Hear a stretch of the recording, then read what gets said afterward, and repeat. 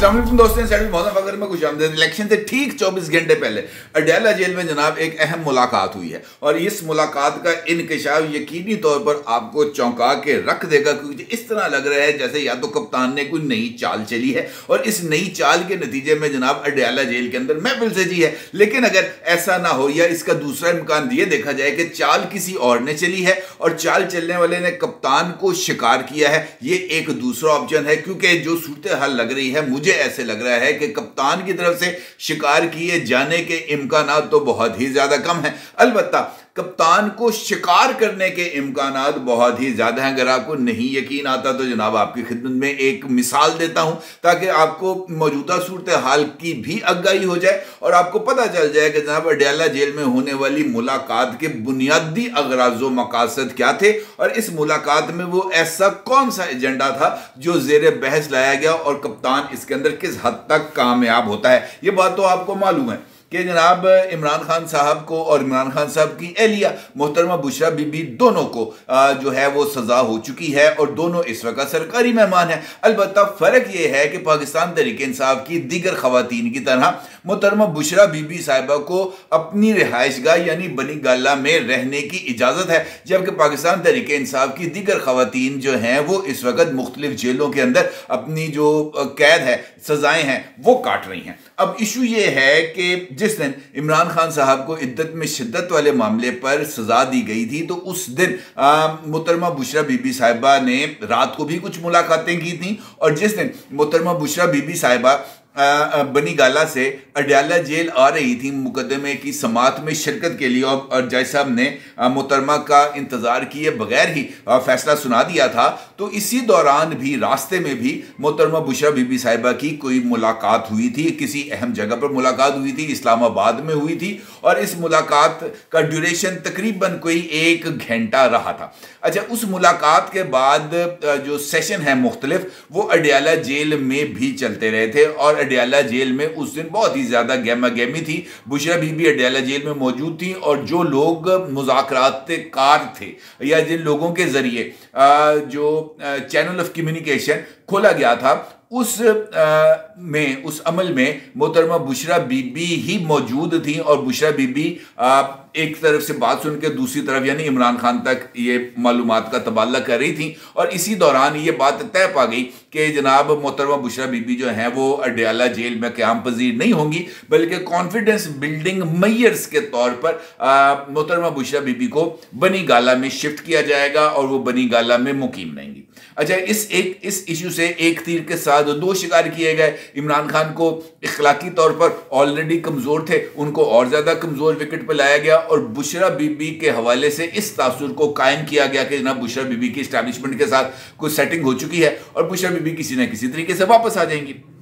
अगले दिन इमरान खान साहब की फिर एक केस के अंदर समाअत थी और वो था 190 मिलियन पाउंड्स का केस और उस केस में मोहतरमा बुशरा बीबी को खुसूसी तौर पर फिर दोबारा लाया गया बनी गाला से और वहां पर अडयाला जेल में उनको लाना था। अब इसी दौरान जब अडयाला जेल के लिए बुशरा बीबी को रवाना किया गया और बुशरा बीबी अडयाला जेल पहुंची, यहां पर उन्होंने आके मुकदमे की समाअत की, तवील समाअत थी। उसके बाद जब वो वापस जाने लगी तो अडयाला जेल से निकलने और बनी गाला तक पहुंचने के टाइमिंग्स के दरमियान तकरीबन 40 मिनट का वक्फा है, 40 मिनट का। और इस दौरान जो बुशरा बीबी थी वो अपने टाइम शेड्यूल से तकरीबन 40 मिनट ताखीर से बनी गाला पहुंची थी। अब वो 40 मिनट भी बताया ये जा रहा है कि बुशरा बीबी साहिबा किसी न किसी जगह पर इंगेज थी, लेकिन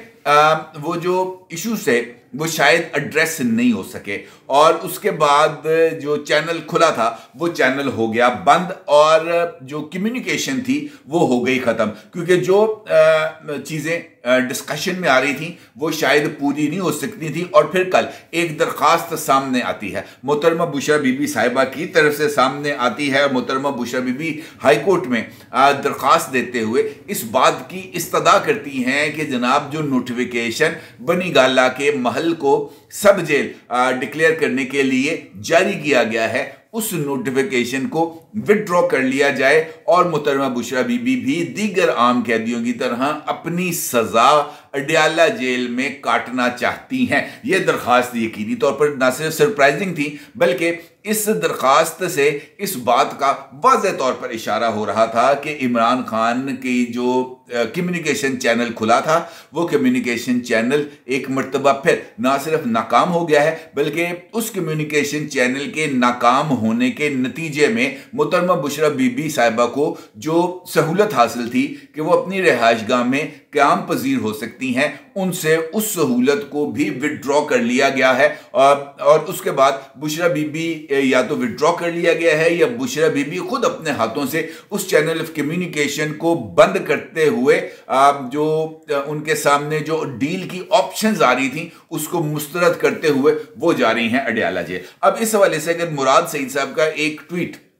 मैं आपकी खिदमत में रखूं जहां पर मुराद सईद साहब इस बात की को या इस इंफॉर्मेशन को लीक करते हुए इस बात का एतराफ़ करते हैं कि मोहतरमा बुशरा बीबी साहिबा के साथ ना सिर्फ राब्ता किया गया बल्कि एक से ज़ायद मरतबा राब्ता किया गया और उनको डील ऑफर्स की गई। ना सिर्फ डील ऑफर की गई बल्कि उनके लिए तकरीबन कोई 3 ऑप्शंस थे जो उनके सामने रखे गए और इन 3 ऑप्शंस का जो नतीजा था वो यही निकलना था कि जनाब बुशरा बीबी साहिबा को वो सहूलियात जो उससे पहले वो चाहती थी वो सहूलियात उनको ना मिलती बल्कि इमरान खान साहब को लोगों के सामने शायद झुकना पड़ता क्योंकि उनको भी ये जो डील का इशू था वो डेवलप होता। मुराद सईद साहब जो है वो डील के हवाले से इस बात का जो है वो एतराफ़ करते हैं कि उस डील के ज़रिए इमरान खान साहब को 3 साल के लिए सियासत से बेदखली का ऑप्शन दिया गया था और उस डील के चक्कर में बुशरा बीबी साहिबा और इमरान खान दोनों को बनी गाला में रहने का ऑप्शन मिलता था। जो डील दी गई थी इमरान खान साहब के लिए उसमें ये बात कही गई थी 3 ऑप्शंस कि जनाब जिन अफराद को मातूब करार दिया गया है जिसमें मुराद सईद का नाम भी शामिल है तहरीरी माफ़ी मांगेंगे और हमेशा के लिए सियासत से किनारा कश हो जाएंगे। उनके ख़ानदान में से किसी को आगे लाया जा सकता है लेकिन वो तमाम लोग जिनको रियासत नापसंद करती है या उनके लिए जो सियासत में एंट्री है उसके दरवाजे बंद हो जाएंगे। दूसरा ऑप्शन डील के लिए इमरान खान को वो दिया गया था कि इमरान खान अगले 3 साल बनी गाला में ही मुक़य्यद रहेंगे और पार्टी या इंतखाबात जीतने के नतीजे में बनने वाली हुकूमत को किसी किस्म का कोई मशवरा नहीं देंगे, सियासी या हुकूमती अमूर में किसी भी तौर पर मुदाखलत नहीं करेंगे। तीसरा ऑप्शन इमरान खान को यह दिया गया था कि अगर उनकी जमात इलेक्शन जीतती है तो इस सूरत में इमरान खान के सामने वज़ीर आज़म के लिए 3 उम्मीदवारों के नाम दिए जाएंगे और इमरान खान उन 3 में से किसी एक को वज़ीर आज़म का उम्मीदवार अनाउंस करके अपना बाबा ऊंचा रख सकते हैं। इस डील की मुद्दत 3 साल थी और 3 साल के बाद इमरान खान के लिए जो वापसी का सफ़र था वो शुरू हो सकता था, लेकिन इस डील को मुस्तरद कर दिया गया जिसके बाद बुशरा बीबी ने वापस जेल जाकर रिहाइश पजीर होने का फैसला किया है। तो फिर सवाल यह है कि इस सूरत हाल में अडयाला जेल में मुलाकात की जरूरत क्यों पेश आई और वो भी इलेक्शन से 24 घंटे पहले। अब जहां तक इलेक्शन का मामला है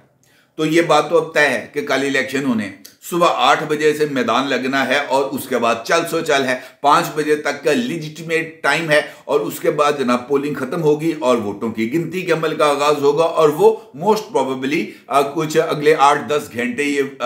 नताइज की कंपाइलेशन का काम चलेगा और 9 फरवरी की सुबह या 9 फरवरी को का जो है 12 बजे के बाद किसी भी वक्त ये नताइज मुकम्मल हो जाएंगे और उसको ऐलान कर दिया जाएगा। अब इस सिचुएशन में पाकिस्तान तहरीक इंसाफ के लिए ये एक बहुत बड़ा चैलेंज है कि वो असम्बली के अंदर अगर उनके जो भी लोग जीत जाएंगे 40, 50, 60, 70 जितने भी 100, 200 जितने भी लोग उनके जीत जाएंगे वो असम्बली में आकर किसको रिप्रेजेंट करेंगे, क्योंकि पाकिस्तान तहरीक इंसाफ के को तो अब वो पार्लियामान के अंदर जिंदा नहीं कर सकते और रियासत भी पाकिस्तान तहरीक इंसाफ को पार्लिमानी सियासत में इस वक्त कम अज कम मौजूदा हालात में वेलकम करने के लिए तैयार नहीं है। और पाकिस्तान तहरीक इंसाफ नजरियाती के प्लेटफॉर्म जो खोलने की कोशिश की गई थी इंतखाबात के आगाज में यानी नॉमिनेशन पेपर्स के टाइम पे वो चैनल भी बंद हो गया। तो इस वक्त पाकिस्तान तहरीक इंसाफ के लिए अपनी जमाती रिप्रेजेंटेशन को बहाल करने के जो इम्कानात थे वो बहुत कम थे, और इसके लिए इमरान खान साहब को जरूरत है कि कोई एक ऐसा प्लेटफॉर्म हो जहां पर वो जो अरकान असम्बली उनके जीतें, वो जीतने के बाद उस प्लेटफॉर्म पर जाएं और उस प्लेटफॉर्म को अपनी जमात करार देते हुए अपनी पार्लिमानी सियासत का आगाज करें और फिर अपने लिए जो विमेन सीट्स हैं उसको भी सिक्योर करने की कोशिश करें। इस तनाजुर में इमरान खान साहब की मुलाकात हुई है अडयाला जेल में, और ये तवील मुलाकात थी, तकरीबन 1.5 से 2 घंटे की मुलाकात थी। और ये मुलाकात हुई है उनकी ये जो है मजलिस वहदत मुस्लिमीन, उनके जो अमीर हैं उनके साथ, राजा नासिर अब्बास साहब के साथ। यह मुलाकात अहमियत की हामिल इस वजह से है कि दोनों में इस बात पर इत्तफाक पा लिया गया है, इत्तफाक हो गया है कि इलेक्शंस के जीतने के नतीजे में जो भी पाकिस्तान तहरीक इंसाफ के उम्मीदवार होंगे वो मजलिस वहदत मुस्लिमीन को ना सिर्फ ज्वाइन करेंगे बल्कि वो इस प्लेटफॉर्म को अपनी पार्लिमानी पार्टी के लिए इस्तेमाल करेंगे, और पार्लिमानी पार्टी का लीडर जो है वो इमरान खान साहब जिसको बनाएंगे वो पार्लिमानी पार्टी का लीडर होगा, और वहां पर तहरीक इंसाफ का डिसिप्लिन चलाया जाएगा उस वक्त तक जब तक नेशनल असम्बली मौजूद रहती है, क्योंकि उसके बाद ये नेशनल असम्बली में एक प्लेटफॉर्म को इस्तेमाल करने के बाद फिर इस बात का इम्कान नहीं होगा कि अगर फ्यूचर के अंदर पाकिस्तान तहरीक इंसाफ का दोबारा अहया किया जाता है या इंट्रा पार्टी इलेक्शंस के बाद पाकिस्तान तहरीक इंसाफ का बल्ले का इंतखाबी निशान बहाल किया जाता है, तो फिर वो तमाम आज़ाद उम्मीदवार जिन्होंने मजलिस वहदत मुस्लिमीन को ज्वाइन किया था वो कहें जनाब अब हम मजलिस वहदत मुस्लिमीन को छोड़े हैं, अब हम पाकिस्तान तहरीक इंसाफ को ज्वाइन कर रहे हैं। ऐसा नहीं हो सकता। लिहाजा इसका मतलब ये होगा कि अगले 5 साल के लिए या जितनी भी देर के लिए ये असम्बली मौजूद रहती है, पाकिस्तान तहरीक इंसाफ का पार्लिमानी सियासत के अंदर कोई रोल नहीं होगा। यह जरूर हो सकता है कि ये जो प्लेटफॉर्म है मजलिस वहदत मुस्लिमीन का, इस में शामिल होने के बाद पाकिस्तान तहरीक इंसाफ का अगर जमाती हैसियत बहाल रहती है, जिसके इम्कानात बहुत ज़्यादा कम है, मैंने पिछली वीडियो में आपको बताया था कि फेडरल कैबिनेट की मीटिंग ने पाकिस्तान तहरीक इंसाफ की बतौर जमात जो है उसके आगे भी एक बहुत बड़ा फुल स्टॉप लगा दिया है, और अब इस बात के इम्कानात कम है कि पाकिस्तान तहरीक इंसाफ एक जमात के तौर पर ऑपरेट कर सकेगी, और पाकिस्तान तहरीक इंसाफ के बानी चेयरमैन जनाब इमरान खान साहब एक पार्लिमानी लीडर के तौर पर अपनी सियासत को आगे बढ़ा पाएंगे जब तक ये फेडरल कैबिनेट का डिसीजन मौजूद है। इसका मतलब ये है कि अगर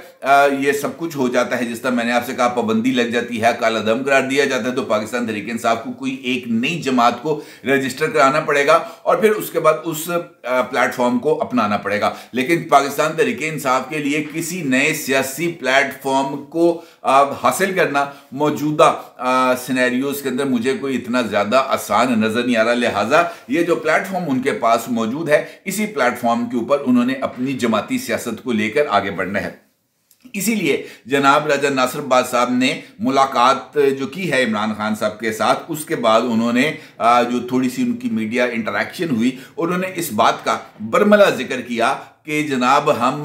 कल भी इमरान खान के साथ खड़े थे, हम आज भी इमरान खान के साथ खड़े हैं और हम आने वाले कल में भी इमरान खान के साथ खड़े हैं। इसके अंदर किसी को कोई शक व शुबे की ज़रूरत नहीं है, इस पर किसी को कोई इबहाम नहीं होना चाहिए। हम दुनिया इमरान खान का साथ छोड़ दे, हम इमरान खान का साथ नहीं छोड़ेंगे। और ये उनकी तरफ से बहुत ही ज़्यादा डेयरिंग किस्म का ऐलान सामने आया जो यकीनी तौर पर इमरान खान साहब के लिए तकवीयत का सबब बनेगा। अब सवाल यह है कि क्या पाकिस्तान तहरीक इंसाफ के तमाम अरकान जो इलेक्शंस जीतेंगे वो क्या इस डिसिप्लिन को तस्लीम करने पर आमादा होंगे? क्या वो मजलिस वहदत मुस्लिमीन के अंदर शमूलियत इख्तियार करेंगे? और क्या इमरान खान के इस डिसिप्लिन में आना